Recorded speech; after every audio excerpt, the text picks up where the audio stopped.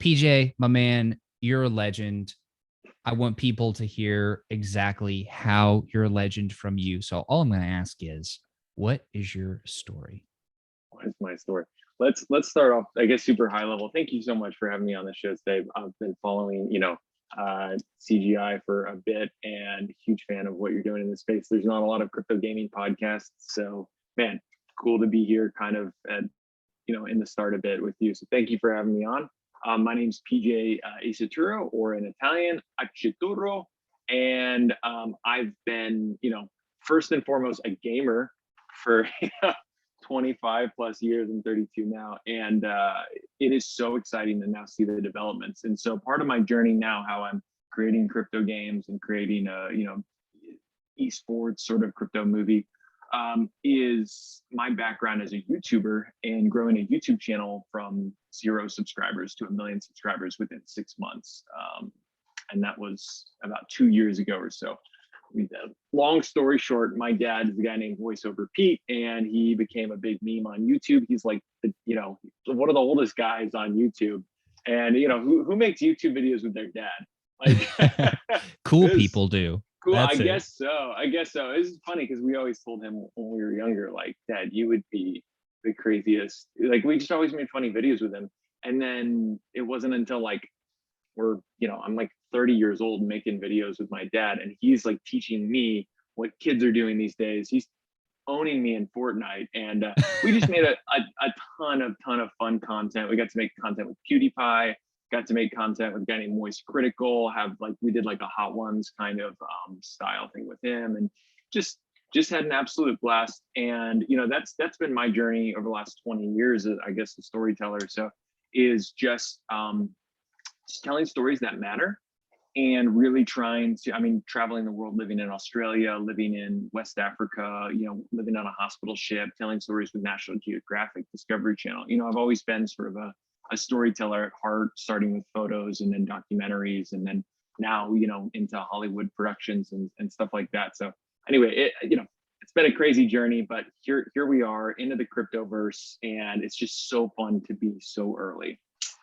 It really is. It really is. So I want to understand, and I know I'm kind of jumping ahead, but I just want to ask and then jump back. Like, how early, in your opinion, are we really? Like, the way people have like described it to me, because like, how do you answer that question? Right. It's they give a price target on Bitcoin, and they're like, right now we're at like $100 Bitcoin. And currently in the world, it's like it's 60,000. So they're, right. You know what I mean? So like, how early are we from your perspective? Yeah, almost like, I guess, the overall market cap of crypto gaming is relative to Bitcoin at $100 or something like that. Mm-hmm. Yeah, that's one thing we've been talking a lot about with some of the investors for our movie is like video games are about almost 200 billion. It's like $180 billion a year industry. And in contrast, Hollywood is a $40 billion a year industry, and the music industry is a measly $20 billion a year industry.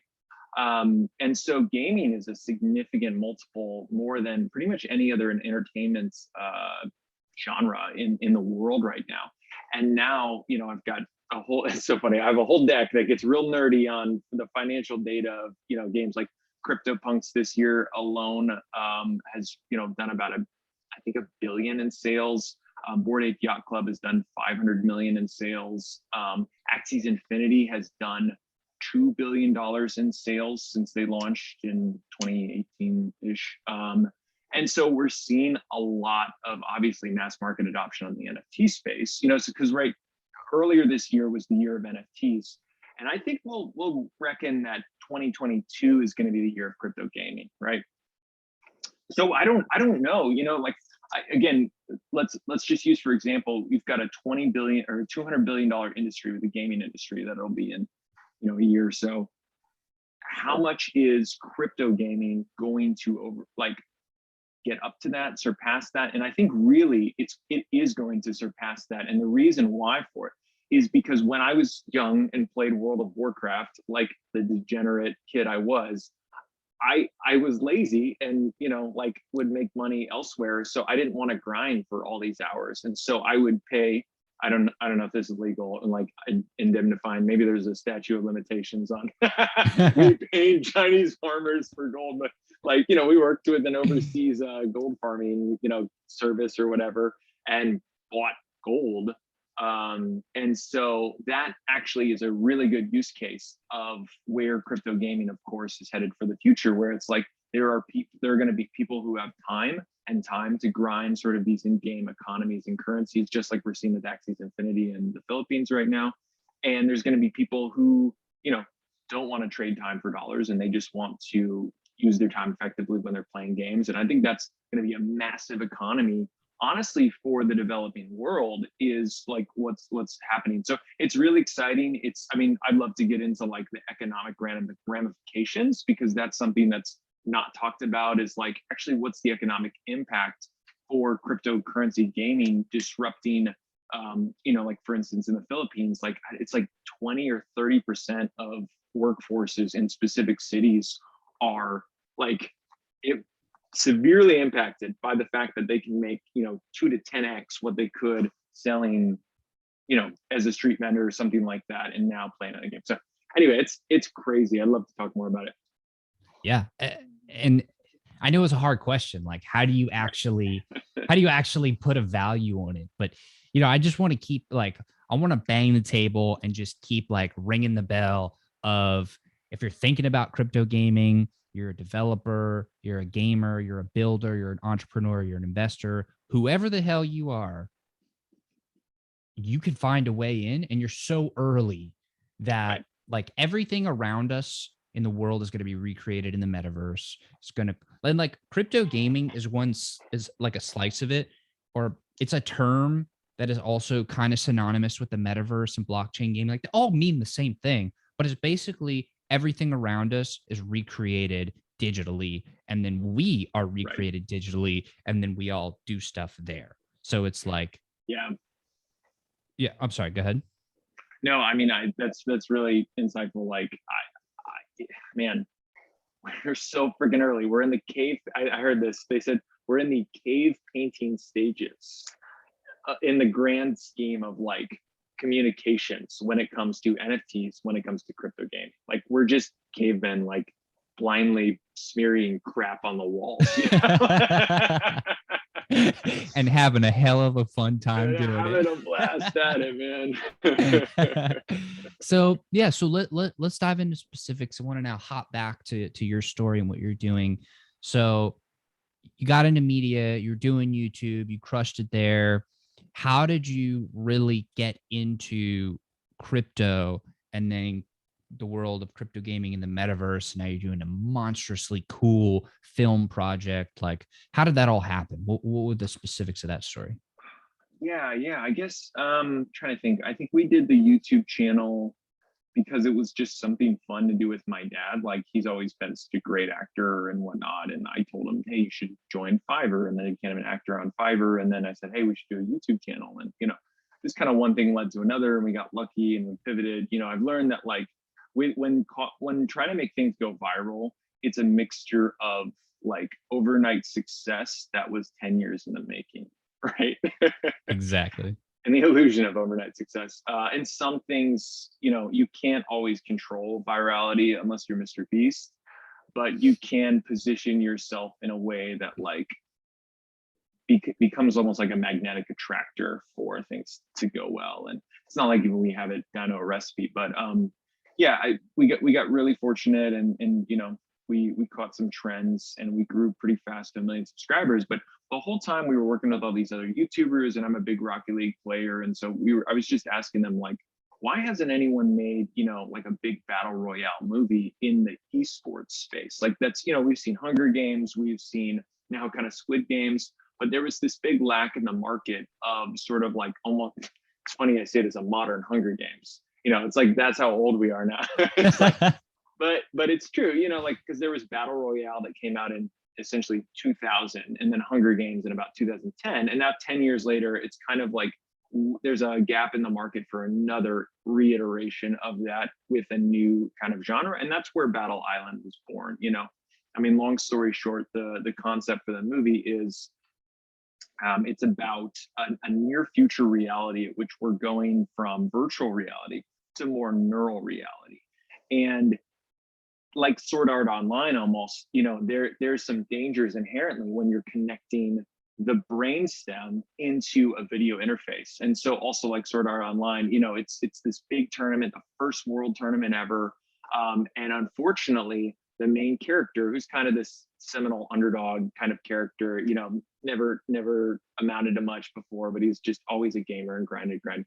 So he's in the tournament, barely makes it in, and then his headset starts to flip as he's in the game. And of course, he realizes after like experiencing like the worst pain ever when he's like bitten by a zombie, it's like, oh my God, he can't log out. And if he dies in the game, he dies in real life. So that's kind of the stakes. And to be honest, like it's a really, really fun movie, but it's not even like it's terribly like original in the sense of like, we all love underdog stories, and that I can kind of guess how it's going to turn out. You know what I mean? Like, it's not like it's crazy, but I think what's interesting about the project is that it exists in a world where, the US like fiat system is totally collapsed. Cryptocurrencies and tech companies are really the thing, and metaverses are really what the world resides around. So it's kind of this dystopian future at which we're really trying to see, what is our world going to look like in 30 years? And then we're just, with this film, just starting to stick our toes in the water of like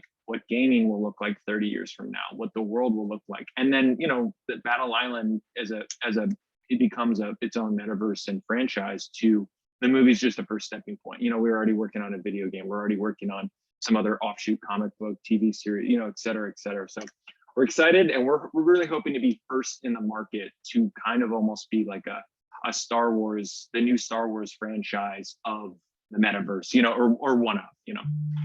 That is so unbelievably exciting. I mean, when I first understood, and maybe I don't fully understand yet, and I seek to, but when I first kind of understood like the essence of the project, it just in my, not even in my mind, but in my soul, I was like, yes, finally. I've been waiting for this forever, because that is literally what like every gamer out there, probably with a few exceptions, but like every serious gamer, that's what we've always wanted. Is I want to be, because I'm a WoW nerd. Like that's what I cut my teeth in Diablo 2 and WoW. Like, oh my God, yeah. I want to be a fucking Tauren hunter, and I want to have my scorpion or my bull or my bear, or like those crazy mountain cats that you could go and like fucking find in the tundra place that I don't remember the name of. But like, I want to be that, right? And I want to fly on fucking dragons and shoot stuff, and like, and so everybody wants that. Everybody's thinking that, right?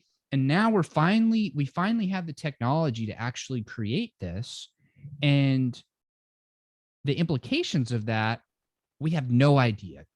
And we don't. And there's so many, like, sorry to cut you off, but like there's so many iterations of like 1,000 layers to why that's amazing and why it's also terrifying. Because okay, let's think about, in the near future, we've all played in VR before. It's amazing. Now, like haptic feedback, the Facebook they were just posting videos of these like microfilaments at which it can simulate like a rubber ball hitting your finger, a metal ball hitting your finger, a ping pong ball hitting your finger, a dragon biting your finger.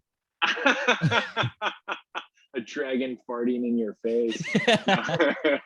Yeah, I mean, the senses are now going to be engaged with VR over the next few years. But really, I think the real ethical questions that are worth exploring is like, what happens the more senses blend into reality? And then like our video games, and I'm not like an anti-violence, anti-video game thing, but like there is going to be an impact on the psychology of gamers when it's kind of indistinguishable from real life.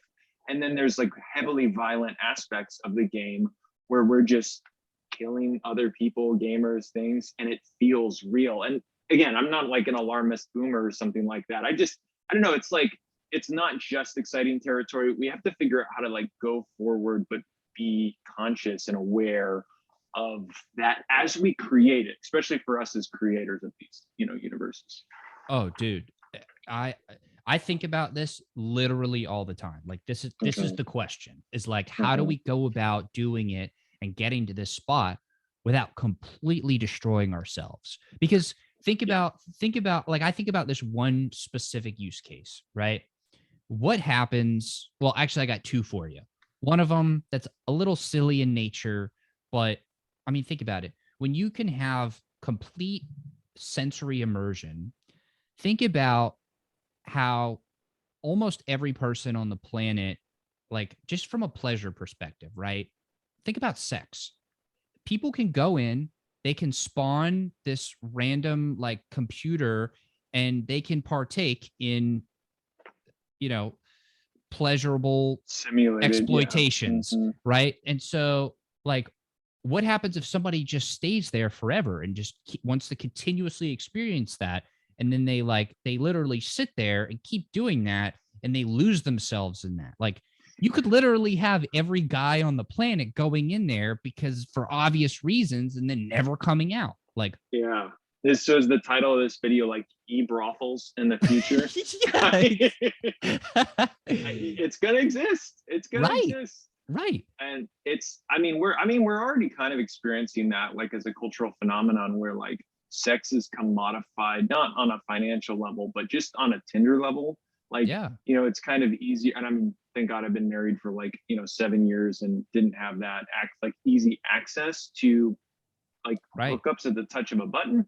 But now in the digital age, it's gonna even be crazier when, like you said, like, I mean, it's just anything you want, simulated sexual fulfillment. And again, it's not to, like, demonify that or It's anything. going It's to just like test our humanity. It's going to it test is. our humanity. It will when, like, you can do anything you want from a violent perspective, when you can do anything you want from, like, a sexual perspective. Like, again, I'm not trying to, like, demonize or naysay. It's just like it's going to change us. I think it will Right. change humanity. It's going to be interesting. I think it will amplify what's already there. I think it will Yeah. be an amplification device. So that's the first scenario. That's just like, I think about these things of like, well, what's going to really happen? The second one is like from a gaming perspective, right? Like what happens when, and I just spoke to a gentleman the other day who's integrating artificial intelligence into their crypto game. And But so his use case was all of the bosses, and it's PvE, all the bosses are going to be their power level is going to be determined by AI. So each one's going to be its own individual AI, and it's going to learn from fighting people who are trying to kill it, and it's going to get stronger over time. That gives the game longevity, right? Just that that's idea opens interesting. up a whole new layer of That's interesting. everything. But think about this. What if it gets so powerful that it figures out how to fucking trap you? No, you're right. You're right. Seriously, like it could happen, especially when it's full neural immersion. What Right. if it fucks with you on the neural level? Like if it's that strong of a boss. Yeah, and that's a whole different conversation on, like, the Isaac Asimov's, like, three laws of robotics, right? Like, how do we core, like, when developing AI, and thank God I'm not, like, an AI expert, and I don't think AI tech is within 10 to 20 years of being truly self-aware. There's some really awesome innovations, especially that Elon Musk is doing, but, like, it is going to be like, I think our kids, the next generation, is going to be the one that reckons with a lot more of those issues, Yes, and honestly, like, liabilities when we're creating technology. totally. Well, anyways, I know we just went off on a tangent there, but it's important. But like, so all that to say, the reason I was so excited about what you're creating is that you're touching on all of this. And I feel like sci-fi in a way creates the future, and like Right. film Yes. especially captures the imagination, and it's the creator's vision of what this can be. So, It, yeah, oh if yeah, you I mean, like, everyone references Snow Crash, and I read Snow Crash, was just done by an author named Neil Stevenson, if anyone. And Snow Crash was published in, I think it was like the 90s. Maybe it was like pre-internet, essentially, and it talked not about the internet, to just jump 30 years up to the metaverse. Like, it really laid out like an amazing future, which, you know, it's a whole simulated reality. But that's one of the most, like you said sci-fi creates reality. You know, what was it, the 20,000 Leagues Under the Sea guy talked about rockets, you know, back in then, and talked about the future. I think, you know, Neil Stephenson was the pioneer of the next 40, 50 years, you know, and yeah, I mean, I honestly think for every creator out there in crypto gaming, every creator that they're in DeFi, they just need to nerd up, because that's where we're getting like these near future, you know, like The Expanse and all these sci-fi shows. Like, that's where we're getting inspiration for a lot of these concepts. Totally. So, as somebody who is now a creator of the future, and I mean, you have the reach, you have the technology, you have the vision. So, I mean, you're really going to influence a lot of people. And I do not think it is at all an understatement that you are literally going to create the future through your influence, through your reach. What are you trying to accomplish with that? Man, that's a good question. Capitalism isn't isn't, you know, like isn't the goal. I mean, obviously, like, everyone wants it. Like, when we talk to investors, though, what's okay, this is a really good conversation, because we had first last year when I wrote it and everything, we had first tried to do the traditional Hollywood method of funding the movie, and we were talking to investors, but there was this almost like values gap between us as the team wanting to create a world in which like unfulfilled, lonely teen gamers can feel powerful and a part of something greater than themselves. And like, the conversations that we were having kept dipping off, because they're like, what's the profitability? You know, what's the, and not to like caricaturize Hollywood. There's some people with really good things, but the moment everything changed when we pivoted to talking to investors in the crypto space, because one, everyone's made a lot of money that are like, you know, whales kind of at this point. And once you quickly get to that threshold, like, making more money for the sake of making more money doesn't drive a lot of people. It's contribution. It's, you know, making an impact, positive impact on the world, especially in the crypto space. It's so funny. It's like a tangent, but going to like the NFT conferences when like everyone's like insanely liquid and no one even, it's almost like it hasn't even hit them yet, because it's like, you know, because it can dip like this week, you know, everyone's net worths are like down 30%. It's like, you know, lost like, you know, tens of millions, but it's like, whatever, I'm just a dude trying to do fun stuff.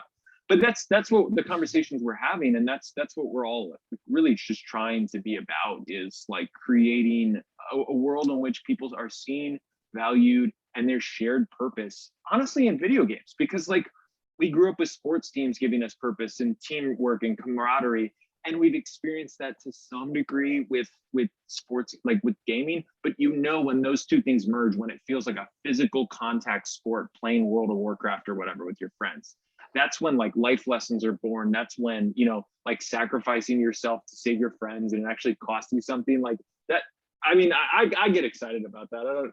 I think you do. Of course, because it's the, like I said, it's the humanity part of it. Like, right. Like, how much, I'm so glad you mentioned SAO, Sword Art Online. And for those who haven't seen that, what the fuck are you doing? Get on Netflix and watch that immediately. Okay. Just season one. Of course. It's thank you. Some dude tried to upload fan fiction for the next two seasons. Yeah, no, season one. But to be united around something that is greater than ourselves is a fundamental aspect of humanity. And gaming is the most accessible version of that. Not everybody's going to be a 7'7" monster dunking basketball athlete. Like, I mean, you know, not everybody's going to be a supermodel like PJ and I. Like, yes, I know we are the #1 and #2 supermodels in all of cryptodom. And wait, aside from Alex Becker, obviously. Aside, of course.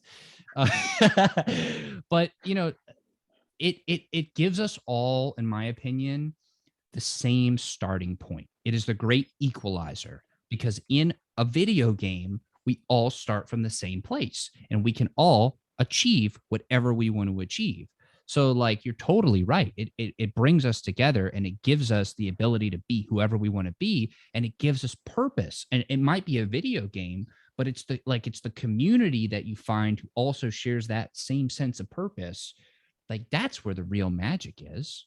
100%. And while yes, there is will be some humanity lost truly in the metaverse, in the sense of like we are physical creatures with physical bodies, and maybe in 100 years, we can almost just be in like salt baths or whatever the hell, like just amoebiatic brains that exist in the metaverse 100%, and we are immortal. Like, we'll re-explore humanity then. But I think for the things that we're losing, we're also gaining some really cool things. Like, I was reading some, neuropathic like article that was talking about how like there's new aspects of our brain that are like didn't exist 20 plus years ago, because there's a part of our brains even now that are always connected to others, just by our awareness of what's happening in the broader world. And that's like those parts of our brain haven't existed yet. And it's going to be the same way that like the chemistry of our brains is in our physiology, I think will shift. I mean, maybe microevolution or whatever, but like it'll shift to encompass like a dual, almost like this like dual worlds that we live in and experience. I mean, I know when I played a Half-Life Alyx for like 2 weeks straight last year, and it's probably the most immersive VR game that's yet to come on the market. And I binged it for 2 weeks straight, like the degenerate I am. And I remember coming out of those experiences, and they have these like gravity gloves, right? And so I would subconsciously just reach and gesture for things around my house and being like, what the fuck, why isn't this working? Like, there's an error with like IRL. That's why you need staff in your house, to when you do that, they bring it to you. So it's like it is magic. It's just not the exact same mechanics as in you. Yeah, that's what the ruling class have been doing for thousands of years. What am I doing? But all jokes aside, like there is going to be a trade-off, and I think it's a trade-off that a lot of us are willing to make. I certainly am. Like the ability to fly. Fuck yeah! Like I want to fly. I want to experience flight. I want to cast a frostbolt. I want to ride a dragon. I want to get blown up by a dragon. I want to get engulfed in flame. I don't want to feel that in my real body, but like I want to experience what that's like, because how else would I ever do that? You can't. Like I want to ride a T-Rex. It's true. Yeah. I mean, I think in some senses we will lose a lot of physical, like prioritization of physical experiences, because it's going to be easier and cheaper to have better experiences in the metaverse and online. I say better because like the excitement levels, obviously, like we can do whatever that, we jump off cliffs, we can go, like do all the extreme sports, but it will come at a bit of a cost, I think, in real world extreme sports and all those things, dying off a bit. And I think there will be a pushback against that, right? Like we do see a lot of trends where like for every almost overcorrection, we'll see an overcorrection on that, as to like, not that there will be a sect of like Luddites who shun technology in the future, but I do think that there will be a growing movement of like, you see the van life trend. Like that's actually something that's been really cool, is amidst us all being like addicted to our phones, there's actually like still a lot of pushback from the community saying, no, I want to just get off the grid, travel, hike. And I don't think we'll lose that entirely. And especially for us as like creators, I think like people who are creating metaphysical experiences, how do we also immerse ourselves in physical realities like forests? And like I'd love going out to the Pacific Northwest and like redwoods. I mean, it's like a spiritual experience every time I'm like in your woods and whatnot. And I think we do have to balance it as much as we can, just to stay, I don't know, centered, because I do think there is something with physical nature that is nourishing to the human soul. But I guess the question is like, if it's simulated real enough, can that be something that is adaptive towards the progress of humanity, where we experience that same nourishment in these 10 times wilder like world trees with like, hundreds of meters of high branches and whatnot, and we live up there. That's our cave. Like maybe it'd even be better. I don't know. So here's where I actually think the beauty of our existing humanity will make that part totally okay. We have the ability to choose. We can choose. We can Right. put on the glasses, or tap the side of our heads, or whatever, however you initiate the metaverse protocol that we're going to be cyborgs and we're going to be able to do. But we could choose to go walk around outside and be outside and remain in the physical world, but we can also choose to go in the other metaverse world. And so like that's okay. Hey, people get to choose. We have free will. That's the beauty of it. And the beauty to me is the option. Because for me, like, I'm in New Orleans, right? I love to hike, but show me where there's a goddamn mountain close to me, because I can't find it, and I've There's searched. swamps. I mean, I'm in Florida. Yeah. Yeah. Like, I want to go hike. One of the best times Yeah. of my life was hiking the 14,000-foot mountain in Colorado, Pikes Peak. Like, that's the tits. But I can't go do that because of geographical location. And I don't want to go fly out there because I have other shit I'm trying to do. Yeah, and I mean, and we're speaking as essentially like privileged Americans that actually have the financial means and the physical means and all those like able-bodied things to go and do those experiences. But now we're like with the metaverse, we're actually opening up an entire world of experiences and sensations to people who are more challenged to get those same experiences from a socioeconomic level, from like an able-bodied level, and that's exciting. Like, that's really exciting. Totally. Because not only will people who do not have access to those experiences get access to those experiences, but they're going to get paid to get access to those experiences because of the play to earn economy. And maybe that's a good jumping point off to talking about play to earn. Like, okay, beyond farming gold, like, what are some other use cases of play to earn? So, well, just as a easy segue, let's say you're in like the WoW of the metaverse. Sure. Let's say the PJ verse. And you're so you're going out there, the number 1 and number 2 supermodel verse, and you're going we gotta have 2 fun. and 3 because Becker's that's right whatever. That's right. Well, maybe there's a reckoning here we get to anyways, so we're going out there and we're exploring, and we want to take a walk that day, and we want to go get some exercise. So we hook up, we go into our chamber of whatever, to where we can actually like walk around and move. So the exercise counts in real life, and we're exercising out there, so it's a double benefit. And so we're going and exploring, and we just want to get some exercise, and we just want to go see something cool, get some exercise. But we happen to come across the sword of 1,000 truths. Okay. And now we know that sword is valuable, and we've just been farming. So we have some farm tokens, so we can go hire some mercenaries, and we can battle this orc warlord that is wielding the sword of 1,000 truths. Well, okay, now we're both getting our exercise, we're going and seeing cool stuff, and now we have a chance to earn while we're doing all those things. Like, it's a win. It's true. And I forget where it was like on the Bankless podcast or something, but they were saying like back in medieval days, a family would have a cow that generates income. But it now this kind of gets updated, especially in developing world countries, where if you, let's just say, like a Filipino farmer or whatever, like they found the sword of 1,000 truths, and that, or like essentially like an NFT that generates sub tokens, like that becomes in a modern era the new cow that begets wealth for their family on an ongoing basis.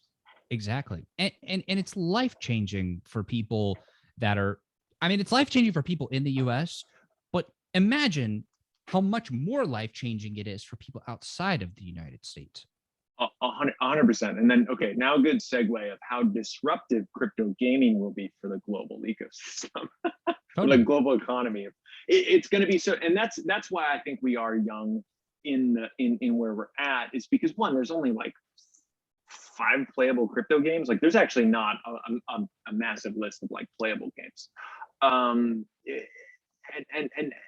beyond that, like you said, like there's so many developing world nations that has not a ton of options. Well, I can't say that, it's really blanket, but like crypto gaming would be a fun option to telework, right?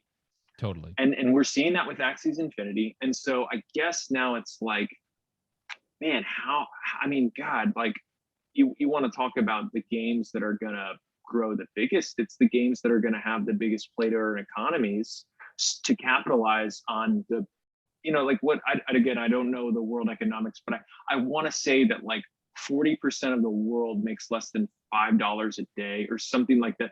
Don't quote me, but it's a large statistic based on our population that makes a very negligible wage in comparison with like first world wages. And so what happens when people have that option to make $5 to $10 a day through an in-game economy? Like there's actually going to be a lot of negative ramifications for those economies in their villages and like their cities. On a downside, it's not always sustainable. Like, is Axie's Infinity sustainable in the long run? I don't know, because I think the problem with and I heard this talked about as well, is like Axie's Infinity is always like the generation of it, like in the creation of the currency, is that new people buying on are the ones who are paying the ones who have the capital right now. But what happens when there reaches a saturation point where there's no new people having to pay exorbitant prices to buy on? I'm not sure if Axie's Infinity's model of the sort of little, fights they're doing, is that gameplay being rewarding enough, and is that game big enough to encompass the current market cap of where they're at in the sales volume and stuff. So here is what I think is the solution to that. Okay. The gameplay has to come first, and it has to be Right. amazing enough to where people will always want to get in. Yes. And then what I believe is going to happen is, as these games explode in value and explode in liquidity in their treasuries, this is what I hope, and this is actually something that our mutual friend who connected us and I are like, we have a plan to do this. I can't believe I just said that anyways, it's going to happen. Okay. But once they have kind of fished in their fishbowl, their existing fishbowl, then it turns from getting all the customers who exist onto the platform to creating new customers. So what does that mean? That means going and investing in these other countries. So that means building out their power infrastructure, building out their critical needs infrastructure. So like water, food, shelter, power, hopefully with smart choices like solar, and getting people to the point where then they can get online and then they can play the game. Yeah. And then they massively expand the ecosystem. Yeah. And that is just something that's going to be a massive transitional point, massive pain point for so many job industries. For instance, like let's just say zipline tours as an esoteric example. Like when there's zipline tours through, Uranus's dragon den or whatever the hell, like the future of the metaverse has, why are people going to do zipline tours in like, I don't know, just Omaha, Nebraska, or you know what I mean? Like something like inane like that. Like I think the tourism industry actually will go down, and there's a number of other industries of these physical experiences that are going to be like, it's kind of meh. So those are going to have, that workforce is going to have to transition from there to now creating new experiences in the metaverse. Here's a question for you. Mm-hmm. How, like in our vision for interoperability with like okay, a great example of like why NFTs need to be interoperable between like Fortnite versus Roblox versus Minecraft is, it's like currently, if they're all gatekept within these communities, it's like saying, okay, I have this cool denim vest that I can wear to the movies, but then when I want to go to dinner afterwards, I have to like have a new outfit to go to dinner, and then to go to the club or what, like the bar, I have to have a new outfit. It just seems dumb. Right. So that's really the question, is with NFTs, like what is an interoperable metaverse between all sub metaverses look like? And then more, I think more importantly, what is an interoperable currency system at which the economies of all of them have some sort of, like, if I'm farming in one game and I can transfer that to, another in-game economy. So I actually think this is touching on something much, much deeper, which is on an existential level, like what is the purpose of humanity? And I think what we're seeing is that the purpose of humanity is not to work. So as society is getting more mature and technology is getting more mature, like there's been this big movement of like artificial intelligence is taking jobs from people. Right. Okay, well, let's take that to the logical conclusion, because it's happening and it's never going to stop. All of the things that can be automated and outsource the technology, that's going to happen.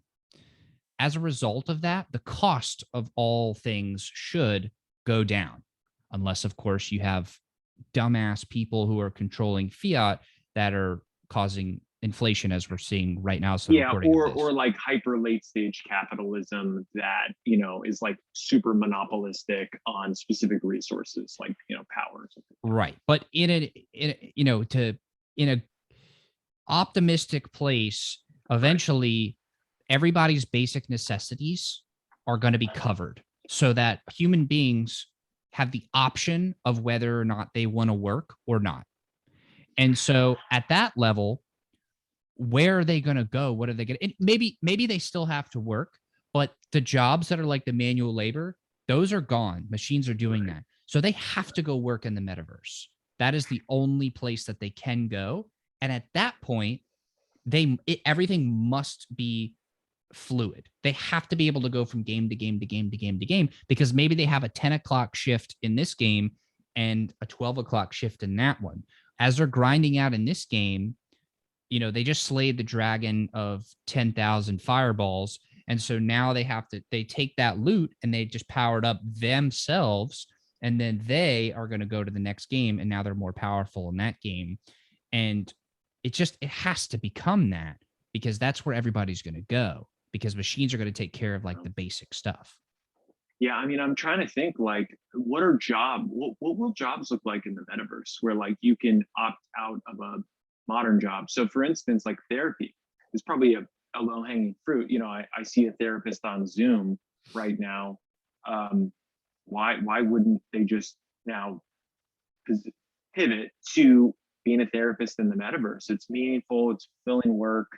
And now we're seeing with most of the workforce, I mean, honestly, most jobs, at least in like white collar jobs where it's information-based jobs, it can be done on Zoom and it can be done virtually. So they will sort of exist. Now the question is, like, how much can companies be automated with AI in the future, to where like a lot of the white collar labor force is out of work because it's all automated? Like, for instance, with Tesla, is Tesla a company that can be run with almost like a handful of things, because it's self-driving, like robots making robots, essentially. Totally.